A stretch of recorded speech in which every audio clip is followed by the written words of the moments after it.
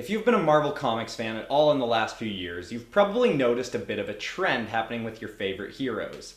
That trend being, they're getting replaced. Logan Howlett's Wolverine has been replaced by Laura Kinney, Steve Rogers' Captain America has been replaced by Sam Wilson, Thor has been replaced by Hulk, Nova, Ms. Marvel, Ghost Rider. I could go on. I think. That's all the ones off the top of my head. I'm sure there's more.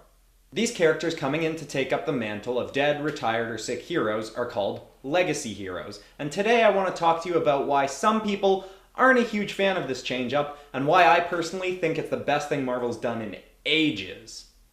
I'm Christian Pearson, and this is Superhero Studies.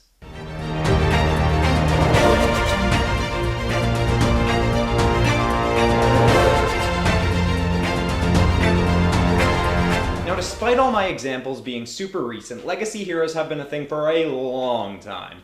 One of the early and more well-known examples being Jason Todd's Robin, who took up the mantle after the original Robin, Dick Grayson, became Nightwing. Fun fact, Jason Todd was later voted to death by fans. Harsh.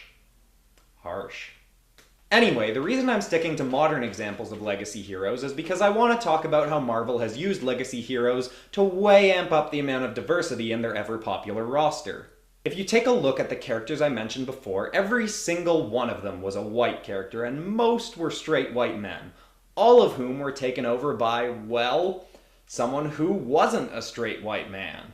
The idea behind it was simple: keep the ever-popular series going, but swap in some new faces to increase the representation in the mainstream Marvel roster.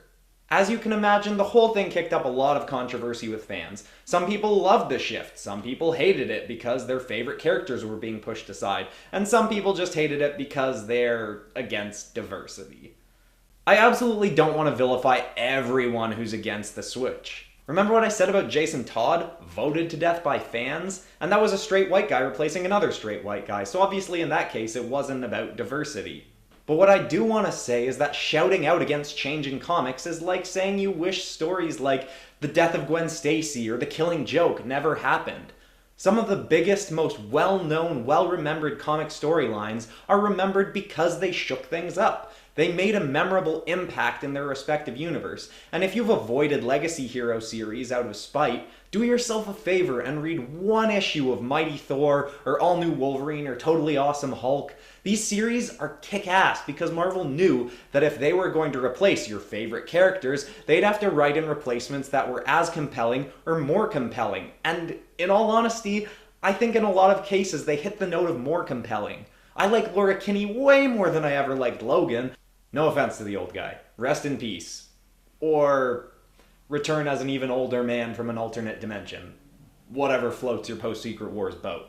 Look, you fell in love with whoever your favorite comic book character is by giving their series a chance, so why not give these new characters a chance? Tom Taylor's run on All New Wolverine and Jason Aaron's Mighty Thor are honestly what pushed me from being a DC Comics fan to being more of a Marvel Comics fan. They wrote characters that I just really rooted for and felt for, and isn't that really at the core of what makes comics so great? Relatable, engaging characters going on epic adventures? The point I'm trying to make here is just try to embrace the change. Not only because having a Muslim Ms. Marvel, a Korean Hulk, a female Wolverine, a black Captain America means a lot to a lot of people, but because I genuinely think the new series of legacy heroes are incredibly compelling and just as worthy of your love as those who came before them.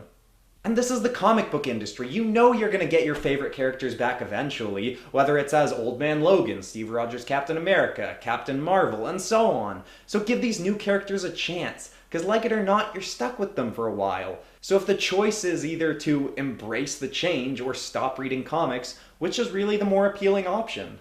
Agree with what I've said? Disagree? Let me know in the comments below. I'd love to hear your input on the legacy heroes. And if you've got a topic you'd like me to cover, let me know. I'm going to be releasing one of these videos every week, hopefully. And take a swing at the old subscribe button, and click the bell so you get notified when I release future episodes.